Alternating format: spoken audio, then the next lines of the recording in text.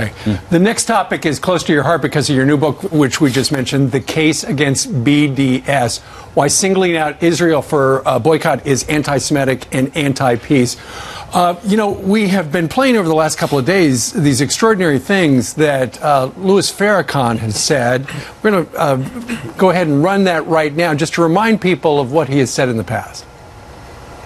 Here the Jews don't like Farrakhan, so they call me Hitler. Well, that's a good name.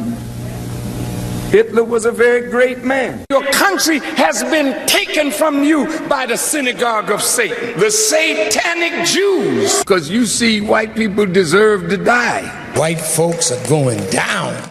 Professor, there were 8 Democrats in Congress that were linked to Farrakhan and seen in pictures standing with him, taking meetings with him. So many Republicans and Democrats said you need to separate yourself from this guy. 3 of them did. 3 black members of Congress did. And now the Nation of Islam is calling them sellouts. Should more Democrats come out and say, you know, you need to stop, you need to all separate yourself from him? What's your response to this?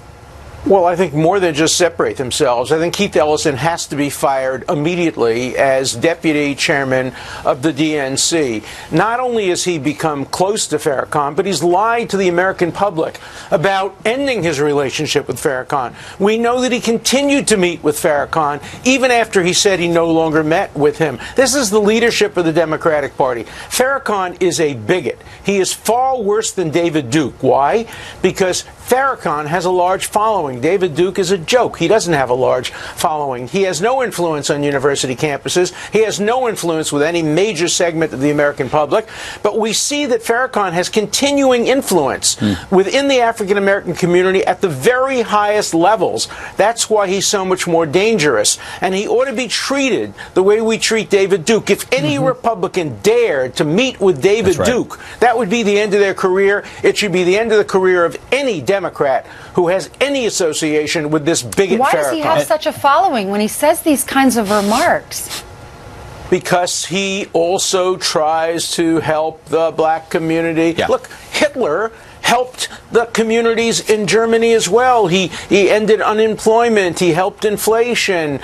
Stalin, the same thing. Every bigot can claim to do some good. Even David Duke has said that, look, he helps energize the American whites. That's all nonsense. When you're a bigot, you're a bigot. And when you're an anti-Semite, there can be zero tolerance for anti-Semitism. The Democrats have to do something about this. They cannot be associated with this bigot, and race is no excuse. We don't have affirmative action when it comes to bigotry. Whether you're black or white, you cannot be associated with a bigot like Farrakhan. I mean, Professor, you've been clear on this from the beginning. You said you'd leave the party, the Democrat, if Keith Ellison were to become the chair. He's the deputy chair. You remain critical. I think that's a very consistent position.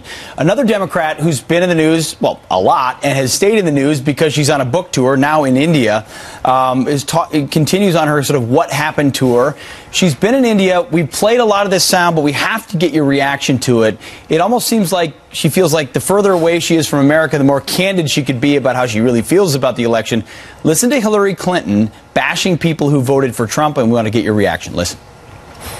I won the places that are optimistic, diverse, dynamic, moving forward, and his whole campaign, Make America Great Again, was looking backwards.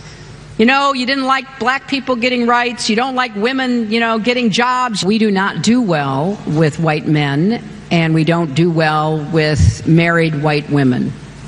And part of that is an identification with the Republican Party, and a sort of ongoing pressure to vote the way that your husband, your boss, your son, whoever, believes you should.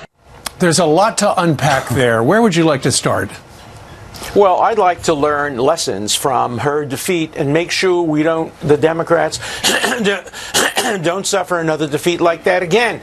And if we take her lesson seriously, we have to move the party away from the radical left, move it back to the center, try to get middle-class voters, white voters, people of color, people of every background from the Middle West, union people, and learn the lesson of the defeat. Not try to make excuses, but just learn how to make sure but how does that really happen? In the future if the Democrats are going to win. Has the party not